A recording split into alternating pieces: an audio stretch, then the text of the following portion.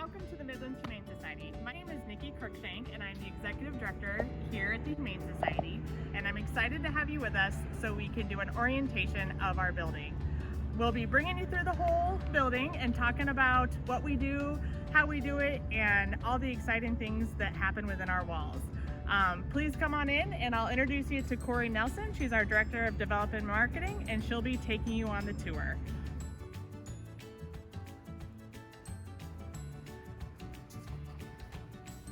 Come on in. Hi everybody. Welcome to the interior of Midlands Humane Society. We often refer to it as MHS, so you'll probably hear that quite a bit today while we're on our tour. So this is the interior lifeblood of the animal shelter, and this is where so many activities happen at our animal shelter that we wanted to talk a little bit and give you some details about what we do in this area here. So off to your side, just wanted to point out where our adoption area happens. This is our front desk staff. And so we usually have people up front here ready to answer phones, ready to happily help people as they come into our building. As you can see, we're very bright, we're very colorful, we try to be very cheerful. Animals bring us so much joy, and so we want to make sure that people feel that when they come into the building. People often feel like animal shelters are, this scary or this depressing place, and we feel quite the opposite, and our volunteers, we know, feel that way as well. So we want to make sure that people know coming in that the animals that are here are being very well taken care of. They're getting playtime, they're getting high quality food and treats, lots and lots of love, veterinary care, and really top-notch everything. So we want to introduce you to one of our cat volunteers, our cat care volunteers. This is Peggy, and Peggy will say a few words here in a minute, but she is basically just giving our animals enrichment toys while they're here, so that our animals are being stimulated both physically and mentally while they're here, and makes for a much more well-rounded, adjusted animal, cat or dog or otherwise. So Peggy, ask you a couple questions. What makes you want to volunteer at MHS? It's just such a great place to come and, number one, interact with the animals. And I think that's relaxing for us as humans. Gives us some time to kind of just let go, enjoy unconditional love, which is what they give. And it's just a great feeling to come in and take care of them. Well, we appreciate the volunteers so much. We have far more cats in our building than we do dogs, so having people that are dedicated to come and helping with our cats, it takes a lot every morning, several hours to go through all of the cat kennels and the cat colonies to clean, refill their litter, get new food and water, address medical issues if needed. So our volunteers and our staff work hand in hand on making sure that those things happen every single day, 365 days a year. We're here, 7 a.m. to 7 p.m. most days. So volunteers are a critical component to working with our staff here at MHS. We're just going to mention a few of our cat colonies here. So there are some cats that we will put in some of these rooms sometimes. Maybe they're a little bit bigger, and so they don't fit as well into some of our smaller cat kennels. Or they're cats that are bonded pairs. They maybe came from a single home. Or it's cats that really like to be with other cats, and we know that that's not always the case, and some cats are pretty picky. But this is a great way if people have another animal and they want to add a second or a third cat into their house, that these cats that live in one of 4 colonies we have here, that they're for the most part going to be pretty easy acclimations to an already existing cat at the home. So we're going to head down here and just give a quick pan around. Thanks, Peggy. You bet. As you can see, they're very comfortable in their environment. We've got cat snooze in there, we've got cat trees, boxes, cardboard, paper, balls, toy mice, you name it. We have about everything.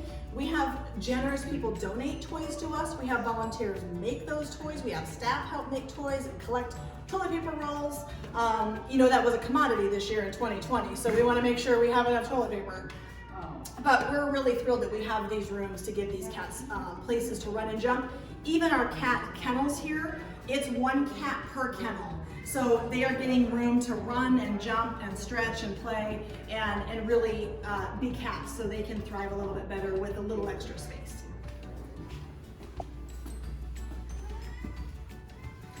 These cats get the lucky sunshine, so these cats have some access to that upper window up there so they can perch and sunbathe the day away. It's a beautiful sunny day today. They're talking to us. Sometimes we have more animals than we have kennels to put them in. So you will see pop-up kennels and stainless steel kennels on our tour. And this is just so we can get more cats out to the public so they can see them and see if they're gonna be a good fit.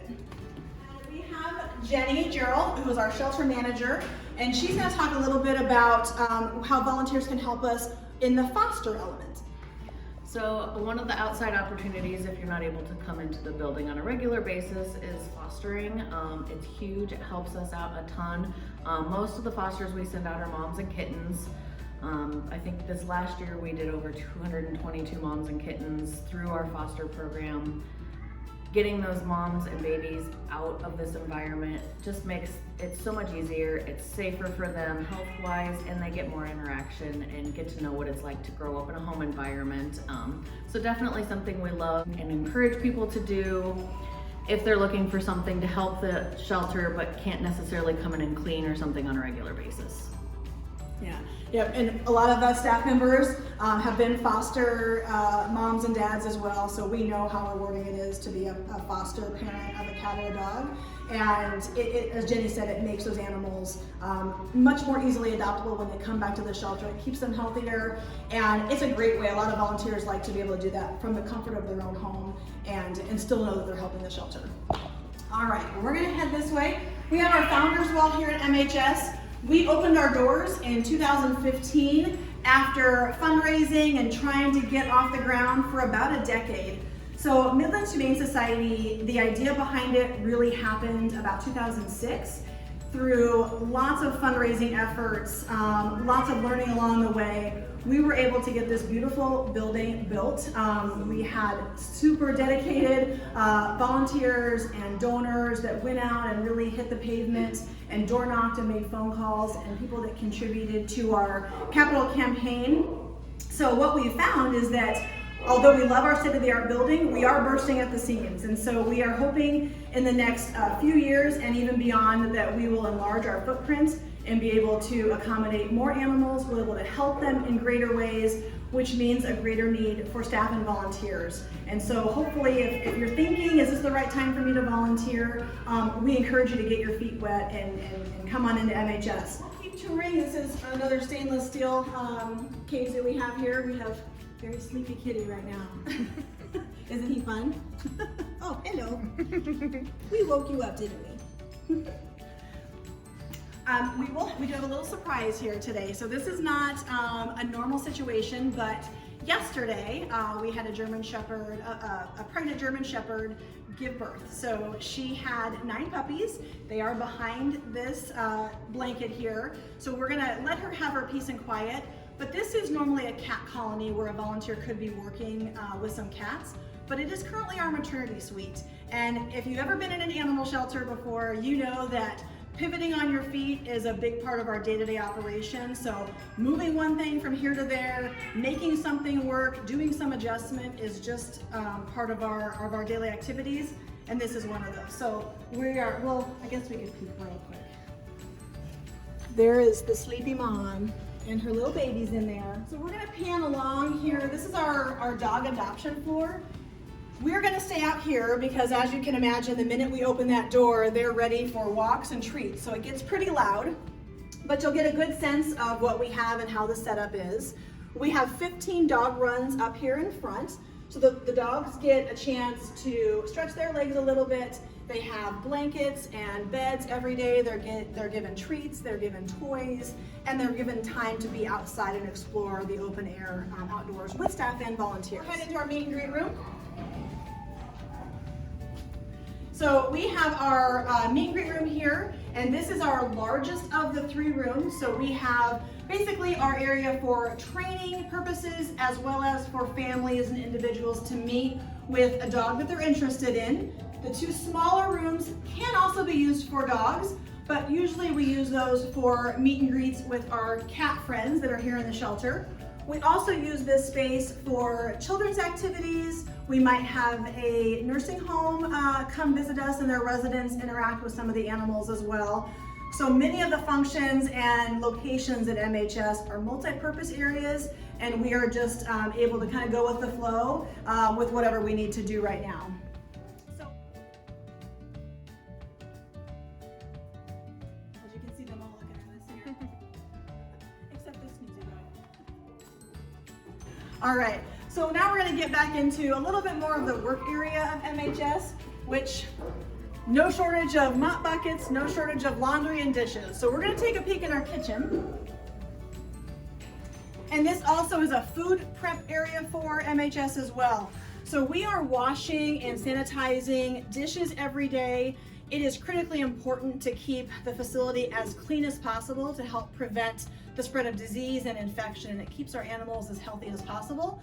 So we have all kinds of supplies back here, from the cleaning supplies for dishes, but also some of our enrichment toys, our peanut butter to fill Kongs. Those are all being stored back here. Our food room is in the back, and we can maybe just get a quick peek of that while we're here. It's a pretty full room. So as you can see, we alluded to a little bit earlier about kind of busting at the seams and needing more space. And this is definitely an area that we could benefit from that. But for right now, we are thrilled to have this much food filling our shelves. Our community and our volunteers, our donors are exceptionally generous with providing us food for cats and dogs, as well as supplies for some of our small animals that we get. And besides cat and dogs, we do see guinea pigs. We see rabbits come through our doors, birds, reptiles, ferrets on occasion, even sometimes a full-size pig. You just never know what you're gonna get when you're at MHS. But we are blessed, and our animals are treated very, very well with high quality food that we're able to give them every day. All right, we'll take a peek at our animal assessment area. So when animals first come to the building, they're coming into this area here. They're getting their vaccines, they're getting medications, ears cleaned out, nail trims, weights, microchips done. All those things happen in here, so we will take a closer look.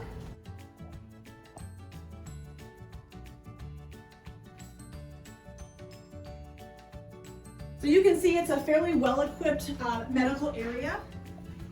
I think we have one little baby over there ready to say hi. And then this is our Pet Resource Center. We'll come on in here. And this provides a great area for our staff to really visit one-on-one with people in the community that might need our help. So they might need our help with a stray animal that they have found. They might need help with some food if they're having some food insecurities at home with their pet. We also are able to handle pet surrenders, euthanasias, or cremations right here in this room here. All the paperwork is handled, all the information handed over. So this provides a little bit of a private area to visit one-on-one and understand the needs of our community and how we can help.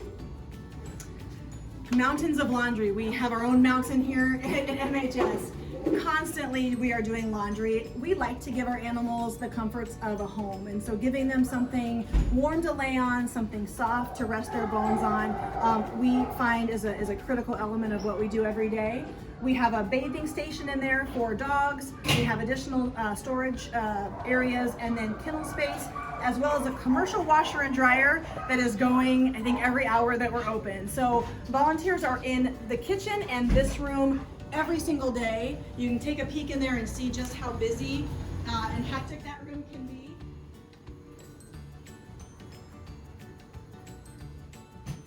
So if you want to make a difference at MHS, but you're not quite sure that you're comfortable working one-on-one with an animal, but you really like to clean and organize, we love you. Please come and consider being a volunteer, because this is probably one of the most critical areas of any animal shelter, is keeping dishes going and clean and keeping the laundry folded and ready to go to help the next animal.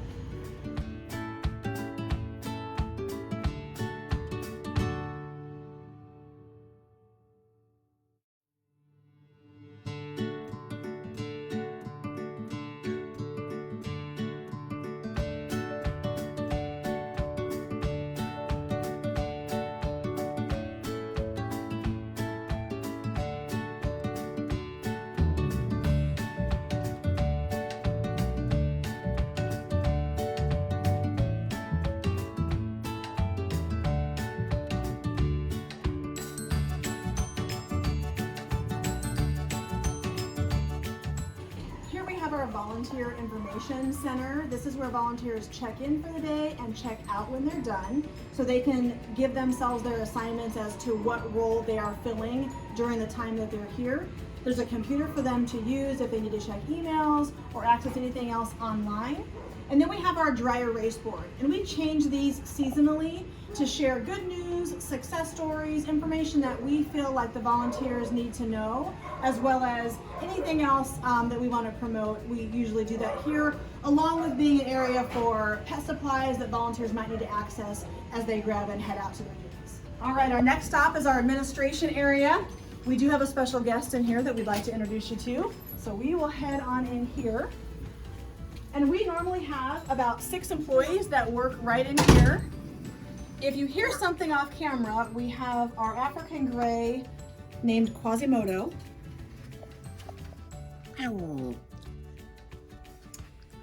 As you can see, he's so well trained. So Quasi's making the rounds around his private little home here. We have really enjoyed this guy's stay here with us. He came from a welfare case where he was living in unfit conditions. So he is living here. We're giving him some medical care that he needs, and we're not quite sure what the future holds for Quasi, but right now our staff and volunteers are certainly enjoying his presence.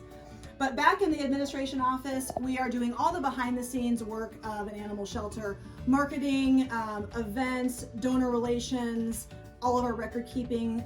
We have a lot of that back in here. So this is another critical area, and volunteers do have roles in some of our office work as well. So if you maybe don't want to clean or work one-on-one with an animal, but you are an excellent on the computer, we have areas for you to fill as well. All right. We'll just pan down the hallway here. We have basically our sick ward, so cats that are suffering from upper respiratory illness or maybe eye infections. Those animals are being treated in that room. And off to the other side is our maternity suite. So this is usually where our pregnant mothers or newborn kittens are taken care of, right in that area there. They're a little bit sequestered off, so it's quiet and warm in that room for their safety. We have some of our storage in here. Our small little kitchenette area for staff and volunteers to get a beverage, put a lunch away. We also have our lockers here, so staff and volunteers can keep their items secured and put away. And then we're going to head out through animal control. They lease a portion of our building, so anything to do with animal licensing needs, animals running at large, bite quarantines, those things happen on that end of the building. It's kind of loud down here because it's our animal holding area. So cats and dogs are being held back here on a stray hold. Maybe they're not quite ready to go on the adoption floor. So this area here is usually a staff area, but animals coming out of this will go up and be worked with by volunteers.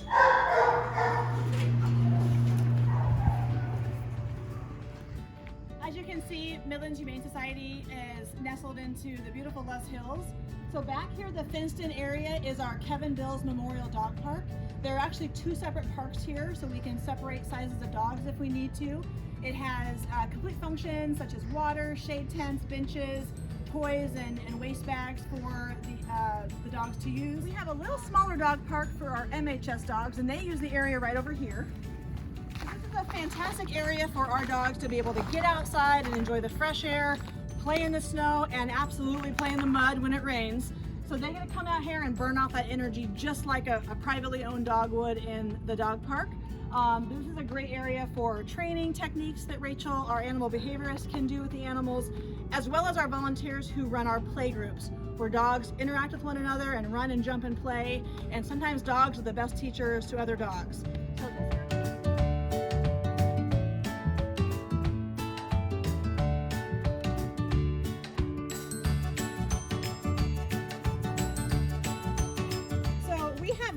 And Jan is one of our dog walking volunteers, and she performs lots of functions with our dogs here at MHS. So Jan, being a dog walker, you are out in cold weather, you are out in hot weather, you are picking up dog waste. We want to know the secret. What keeps you coming back, and why do you have that fulfilled feeling when you're at MHS? Oh, I love dogs. That's it. Pure and simple. We're going to send you back inside to talk to Rachel and a couple volunteers about their roles at MHS and why they find their volunteer work here so rewarding. Hi, I'm Rachel Wilson. I'm the Director of Training here at Midlands Humane Society, and I'm here with Laura, who's a longtime volunteer. Laura, how long have you been volunteering? I've been here 4 years. Cool. So what kind of things do you do when you come in to volunteer? I walk dogs, I'm a canine coach, I'm on the enrichment team, and I'm a mentor for new volunteers. Awesome. So lots of stuff to keep you busy. Yes. So over the last 4 years, has there been like a moment to stick out or maybe like a favorite memory to look back on? Yes, one time I was outside in the play yard with Miles, a young, energetic German Shepherd, and it was muddy, and I tripped and fell in the mud, and he thought we were playing, and he kept walking on me, jumping on me, and I was covered in mud by the time I got up and got back inside. Yes, I remember that, and it was definitely very funny. And we're very lucky that you came back after that. But regardless, we're so lucky to have you on our volunteer team. You do so much for the shelter. Obviously, you know, you're active in a lot of different areas here, so we just feel very blessed to have you on our team. Thank you, I love being here. Good. Okay, so we're gonna head out and look for Brad Carlson, who's another volunteer here at Midlands Humane Society.